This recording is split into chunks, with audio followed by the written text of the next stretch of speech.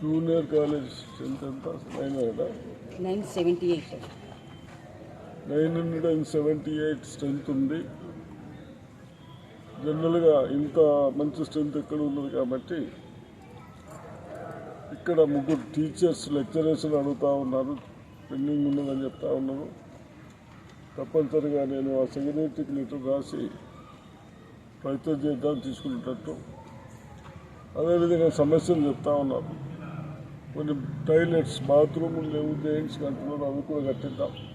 ఇక్కడ గ్రావెల్ చేస్తాం, ఇవన్నీ చేస్తాం. కానీ నేను మీ అందరికి లెక్చరర్లకు, ప్రిన్సిపల్కు, స్టాఫ్కి అందరికి ఒకటే రిక్వెస్ట్, హెచ్చరిక. స్ట్రెంత్, పాస్, మెరిట్ ఓనా మేరకు అది కావాలి.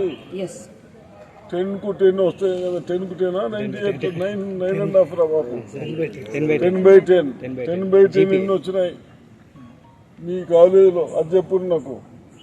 ఇవన్నీ మళ్ళీ నెక్స్ట్ వచ్చినప్పుడు అడుగుదాం. మనం పని చేసినాక అలా పని సంగతి అడుగుదాం. కాబట్టి తప్పనిసరిగా చేద్దాం. చేపించిన తర్వాత నా రిక్వెస్ట్ ఏంది ఇప్పుడు ఒకటే, ఇప్పటి వరకు నిజామాబాద్లో ఆల్ మోడల్ స్కూల్స్, హాస్టల్స్ అందరు ప్రిన్సిపల్స్, వార్డెన్స్ అందరినీ మీటింగ్ తీసుకున్నాం. కలెక్టర్ ఆఫీస్లో వాళ్ళకి ఒకటే చెప్పాను గట్టిగా, ఫుడ్లో నాణ్యత మెయింటైన్ చేసుకోండి, ఏదైతే మేము చెప్తా ఉన్నామో ఆ విధంగా చేయాలని.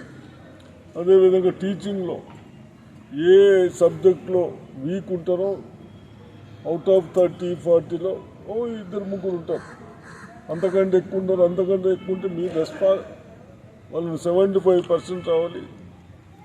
ప్లస్ 10కు 10 వచ్చినాయి కొన్ని చెప్తా ఉన్నారు. ఇక్కడ కాదు అక్కడ కూడా చెప్పారు. కాబట్టి అట్లా చెప్పిన వాళ్లకు పర్సంటేజ్ ఆఫ్ ఎక్కువ చెప్తే అభినందిస్తాం. మన పిల్లలకి ఇంత ఖర్చు పెట్టి ఇంత ఎడ్యుకేషన్ చేసి ఫ్యూచర్ వాళ్ళని బాగా చేస్తారని ఆశిస్తున్నాం.